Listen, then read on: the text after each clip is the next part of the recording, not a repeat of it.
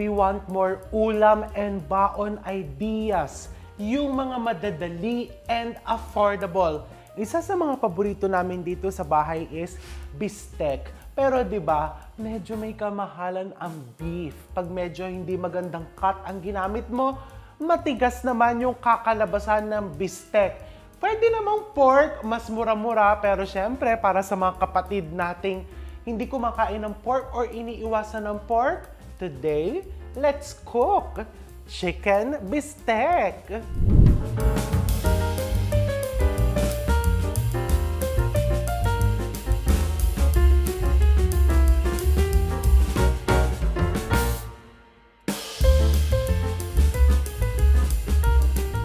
Siyempre, aside from chicken being affordable, mas healthier pa ito dahil siyempre mas lean, especially if you are using chicken breast fillet. So I have here around mga less than a kilo to of chicken breast fillet that we have pounded earlier this morning. Pinanipis lang namin ng konti para mas mabilis siyang maluto. Ayan, medyo pound mo lang yan. Ayan, o, diba? Pag medyo na-pound mo na, ayan, okay na to. Actually, pwede mo pang mas panipisin, especially kung pangbaon ng mga bagets. Kasi the thinner it is, mas mabilis mo siyang maluluto. So, I'm going to preheat my all-purpose pot. Okay, pwede din naman sa ordinaryong kawali. Wala namang problema. And then, my chicken breast fillet, I'm going to season with some garlic powder or garlic granules. Just a bit. Hindi ko na to isa-salt and pepper because yung sauce niya mamaya is medyo malasa na. So, just garlic powder or garlic granules. This is very optional. Pwede mo ding wag lagyan nito. Well, I'm preheating my pan. Actually, lagyan ko ng konting black pepper.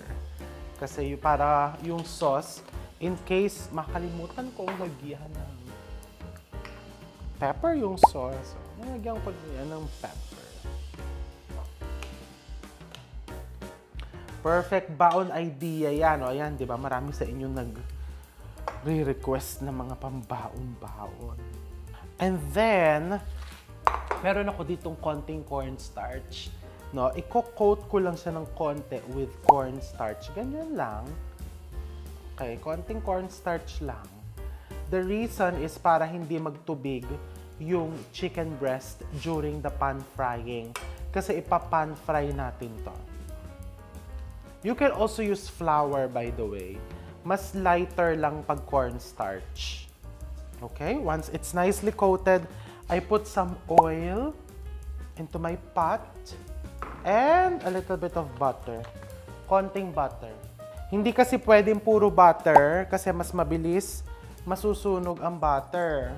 Di ito naman, actually ang bistek kasi habang tumatagal mas sumasarap.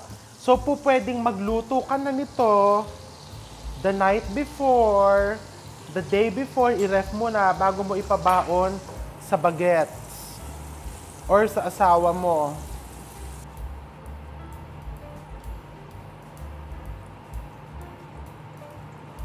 Okay, hindi pa gaanong mainit. Kailangan mainit na mainit yung pan, pero wag mo nang galawin yan. And then, dito ko din yan ibabaliktad mamaya. Ayan, majinit na.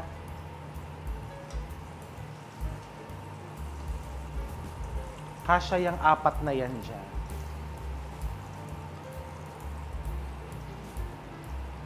Okay. I'm going to pan fry this until the chicken is cooked. Mabilis lang yan, around 3 to 4 minutes per side because this is chicken breast. Paltan ko na din tong tong. So another advantage of putting the cornstarch, hindi siya basta-basta maninikit. Okay, like this, oh. Nice golden brown. Basta hindi mo dapat siya ginagalaw ng ginagalaw. Mag-brown siya nicely.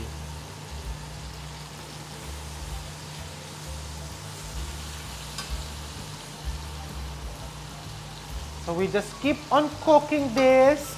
And then, dito din tayo magluluto ng onions sa same pan para hindi masayang yung mga browning na yan, yung mga caramelization. So, make sure na lutong-luto yung chicken mo, okay? Hihinaan ko na ng konti yung apoy to make sure na hindi lang yung labas yung maluluto hanggang loob. Okay, because my chicken looks thicker than it should be, tatakpan ko lang siya ng ganyan for around 2 minutes para lang masiguradong luto hanggang loob. Okay, hanguin na natin. Very, very nice.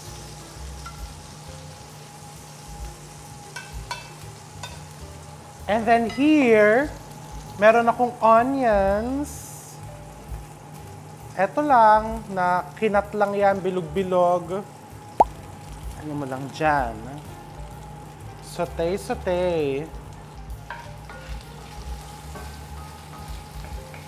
Kung ayaw ng anak mo na may onions, you can just put spring onions or you can also put just fried garlic. Pwede kang carrots, bell pepper, kung anong type mo, hindi naman yung kikibo. Make sure na asnan mo yung iyong onions. Ay, paminta nalagay ko. My gosh, ano ba nangyayari sa akin? Ayaw mo yun, nalagyan natin ng paminta. Ang onions. Kulang pa ako sa kape. Umaga po kasi makikita mo yung background. Umaga ako nag-shoot today kasi this afternoon, I have an appointment with Dr. Kasemi in Glorieta. O, siya ang nagpapaganda sa akin and tumulong sa akin to stay fit. O, tignan mo, o. So, bumisita ka sa clinic niya. Si Dr. Betsy Kasemi. Shout out to you, my dearest Doktora. And to the Kasemi team. Thank you for making me extra beautiful. Ay, nako. Ayan, nasunog ang onions. Charot lang. Lagay natin dyan.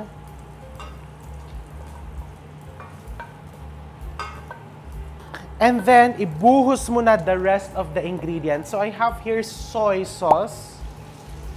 This is calamansi juice. Ang ilalagay ko lang kalahati kasi nung dinevelop ko to, ako kasi gusto ko maasim. Pero, syempre, may iba, di ba? Ayaw nila ng masyadong maasim yung bistek. Nasa sayo na yan, oyster sauce. And meron akong toasted garlic. Kuha lang tayo ng toasted garlic. Because I like to put toasted garlic sa aking bistek sauce. Baka nandito sa pantry. Toasted garlic. And then I'll just put some water. Just a splash of water. Ayan o, nadideglaze na. You want this, yung mga nanigas-nigas dyan, gusto mong i-deglaze yan. And then, maglalagay ako ng konting onions. Yung finry nating onions. Balik mo dyan. And I have here toasted garlic.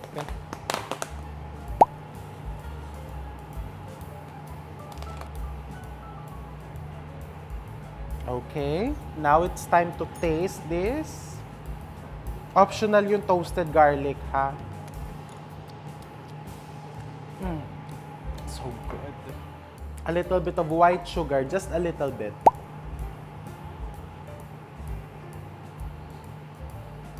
Okay, and then the last step, ibalik mo saglit yung manok para kumapit yung flavor ulit. Just simmer it for 1 to 2 minutes. Palaputin mo ng konti yung sauce by reducing it. Ayan o, pakapitin mo dyan sa chicken mo, sa meats. Okay, ayan, as you can see, the sauce has thickened a bit. I'm going to turn off the flame. And ganito lang yan. Kung isa-serve mo yan for your family lunch, o yan na mismo, lagyan mo lang ng onions. Sa ibabaw, more onions. And then I'm going to put more minced toasted garlic. Well, kanya-kanya naman yan. Yung kapatid ko, hindi siya nag-a-agree na nilalagyan ko ng toasted garlic. Kasi di ba, o tingnan mo, parang na-upgrade yung beefsteak. Nilalagyan ko pa yan ng spring onions for color. Di ba, if you can make a dish extra bongga just by adding few affordable ingredients, why not? Masasarap pa, di ba? O, isn't it bongga? It is. So next, tikman na natin. Pero pupunasan ko muna to. Okay, now it's time to taste this. Kukuha lang ako ng dito sa side.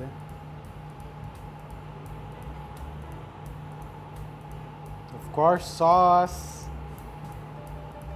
Ito po ay pang-ulam ha. So recommended na may kanin.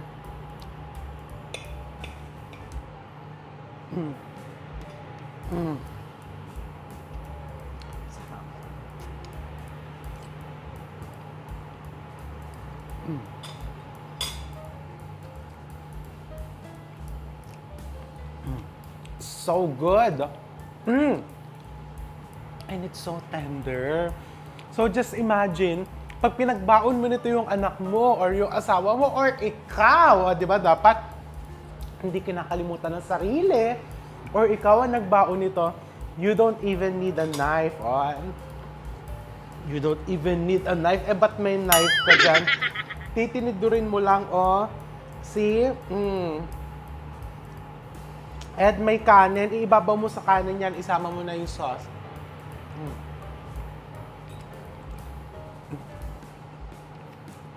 Masarap. Pero gusto ko tuloy pumasok sa school. Bigla. So, sige na. I'll see you soon.